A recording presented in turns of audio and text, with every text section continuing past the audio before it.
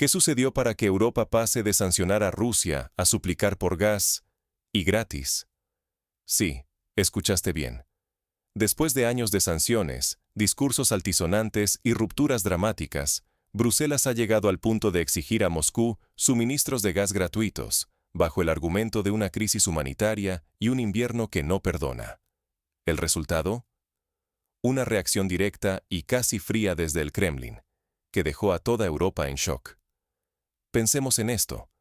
Hace solo unos años, Europa presumía de haber superado su dependencia del gas ruso, asegurando que las sanciones eran el precio a pagar por la libertad y que Moscú perdería para siempre a su mayor cliente.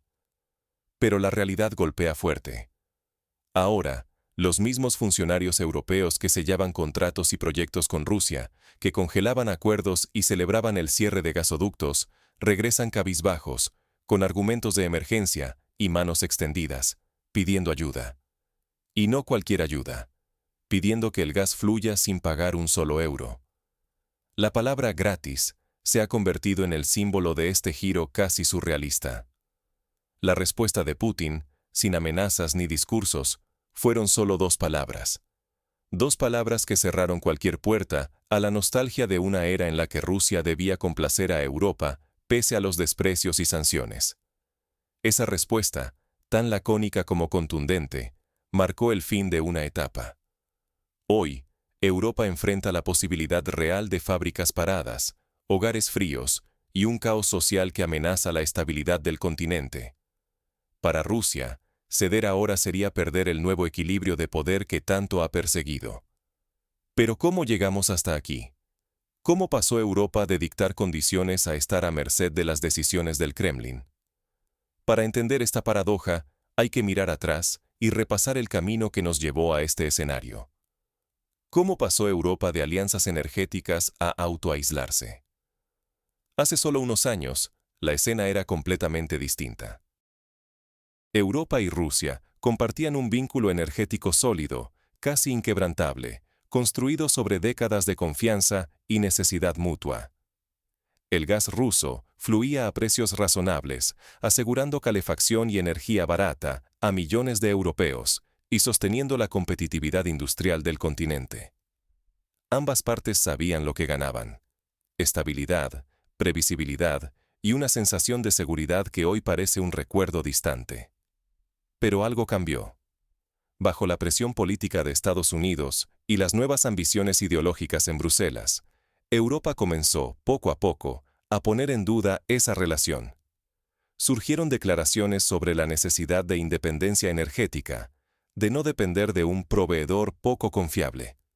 Se rompieron contratos, se boicotearon empresas y hasta se sabotearon infraestructuras vitales. El famoso gasoducto, símbolo de cooperación, fue destruido. Y lo más increíble, Europa misma, voluntariamente, cerró sus propias puertas. Mientras tanto, Rusia observaba con una mezcla de calma y resignación. Entendió rápido que el juego había cambiado, que la energía ya no era solo un asunto de negocios, sino un arma de poder e influencia global. Cuando se le pidió ayuda humanitaria, incluso gratuita, la respuesta rusa fue clara y fría. Ya no le deben nada a nadie, y la época de complacer caprichos de quienes imponían sanciones ha terminado para siempre. La reacción en Bruselas fue de pánico. Culpas cruzadas, acusaciones, caos político y mediático. Pero si quitamos la retórica, la verdad es sencilla. Europa se autoaisló. Sabotearon la relación que les daba seguridad y ahora pagan el precio. Altos costos, fábricas cerradas, hogares pasando frío y el viejo prestigio europeo puesto en duda. Todo esto no es solo el colapso de contratos o tuberías, es el derrumbe de una autopercepción. Europa apostó por la independencia, pero terminó perdiendo décadas de seguridad energética. Pero, ¿qué ocurre cuando la realidad contradice los principios y las promesas políticas? ¿Qué respuesta obtuvo Europa al pedir ayuda a quien condenó? Bruselas, en un giro que pocos habrían imaginado años atrás, llegó a solicitar a Rusia lo impensable: gas gratuito, bajo argumentos humanitarios. Pero la respuesta de Putin no se hizo esperar. Dos palabras, frías y definitivas, que resonaron más fuerte que 1000 sanciones. No gratis. Con ese mensaje, quedaba claro que el viejo orden de dependencia y sumisión había terminado. El impacto fue inmediato. Europa, que durante décadas se vio a sí misma como el centro del mundo, entró en pánico. Los líderes convocaron reuniones de emergencia mientras la industria se paralizaba. Alemania perdía fábricas, Italia congelaba su producción, Francia recortaba la calefacción. La población comenzaba a darse cuenta de que sus líderes cambiaron el calor y la seguridad por discursos y eslóganes vacíos. Todo lo construido durante décadas se desmoronaba por orgullo y miedo a reconocer errores. En medio del caos, Rusia ya no aparecía como enemiga ni salvadora, sino como un observador tranquilo recordando: fuiste tú quien rompió los acuerdos. Bruselas intentó todo tipo de alternativas desesperadas, intermediarios, trueques, soluciones técnicas temporales. Pero Moscú fue tajante. No se negocia con quienes traicionan. Y aquí es donde la doble moral europea quedó absolutamente expuesta. Durante años, Europa criticó a Rusia por supuestos chantajes energéticos, pero nunca fue Moscú quien rompió contratos o utilizó el suministro como arma. Ahora, tras destruir la confianza, exigía volver a la normalidad, como si nada hubiera pasado. La reacción en los medios occidentales fue reveladora. Hablaban de malentendidos temporales o de errores de traducción, pero tras esas palabras se sentía el miedo. Miedo a admitir que el juego había cambiado y que Rusia, lejos de ser un proveedor sumiso, ahora dicta el ritmo, el precio y las condiciones. Incluso ciudadanos comunes, en los comentarios de las noticias, se preguntan: ¿para qué destruir relaciones si ahora hay que humillarse pidiendo ayuda? La cohesión interna de Europa tambalea. Los gobiernos pierden apoyo, los ciudadanos desconfían, y la dignidad global se ve comprometida. Mientras tanto, Rusia ha reforzado su mensaje de soberanía, redirigiendo su mercado hacia Asia y fortaleciendo su economía interna. Europa, por su parte, se queda sola, con gas caro de Estados Unidos, reservas vacías y el descontento social creciendo. Pero, ¿qué significa este nuevo equilibrio de poder para el futuro energético y político de Europa? Eso lo veremos a continuación. El invierno ya está aquí, las fábricas europeas se apagan, y mientras tanto, Rusia mira hacia Asia. Surgen preguntas inevitables. ¿Es posible revertir esta fractura? ¿O estamos ante el nacimiento de un nuevo orden? Moscú no espera a que Europa recapacite. Ha girado su mirada hacia el este, fortaleciendo alianzas y rutas energéticas con países que valoran la estabilidad y el respeto mutuo. China, India y otras economías emergentes se convierten ahora en los principales socios, recibiendo el gas y el petróleo que antes fluían hacia Occidente. En contraste, Europa, acorralada por sus propias decisiones, se ve obligada a importar gas estadounidense a precios desorbitados. El sueño de la autonomía energética se esfuma, sustituido por una dependencia aún más costosa y menos predecible. La factura la pagan empresas y familias europeas, fábricas que cierran, empleos que desaparecen, precios que suben y una inflación que golpea con fuerza.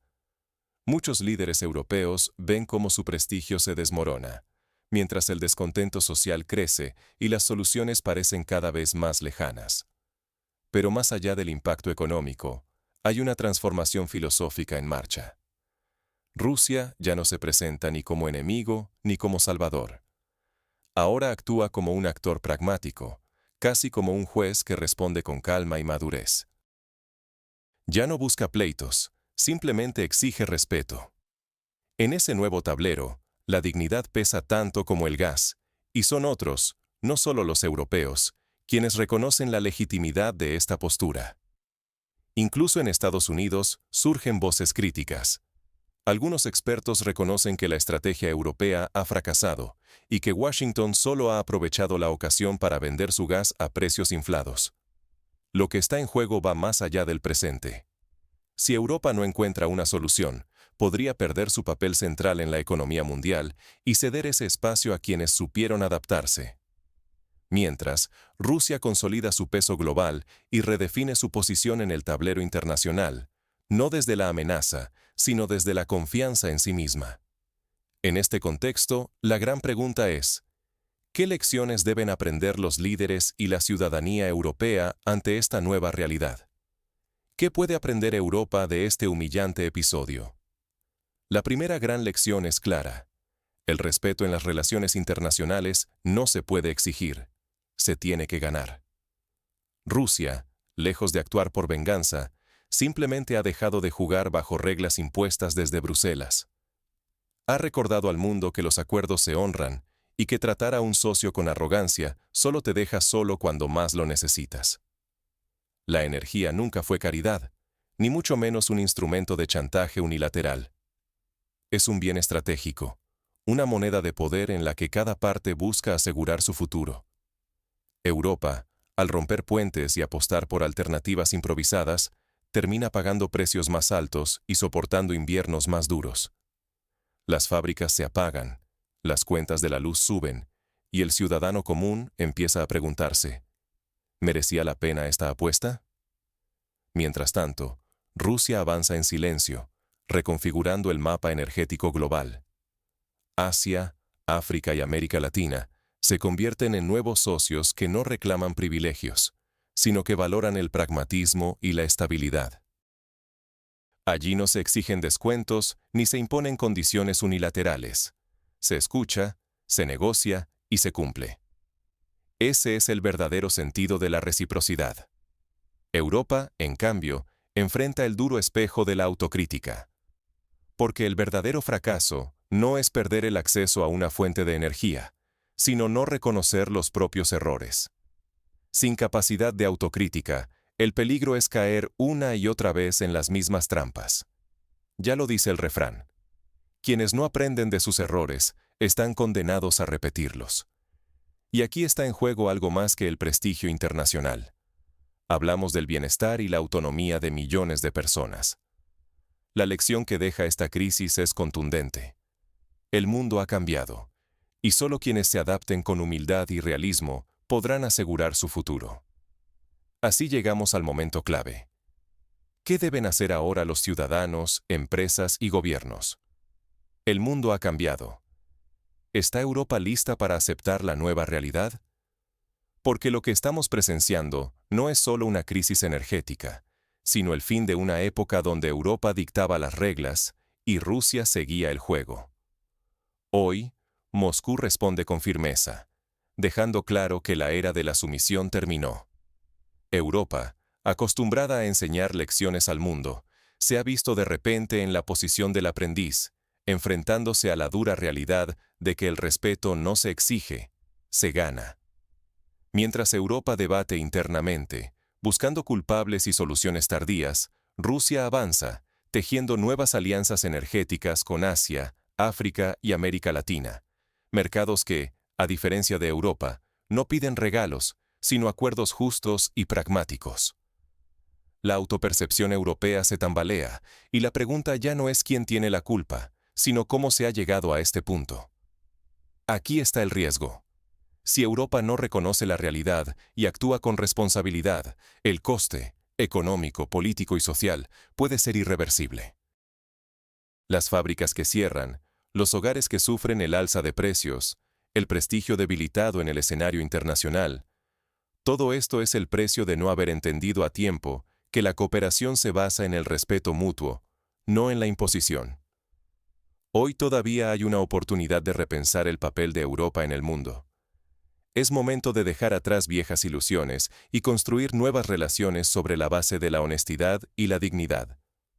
Porque el futuro, guste o no, será de quienes sepan adaptarse y aprender. La pregunta ya no es si Rusia cambiará, sino si Europa tiene la valentía de mirarse al espejo y empezar de nuevo.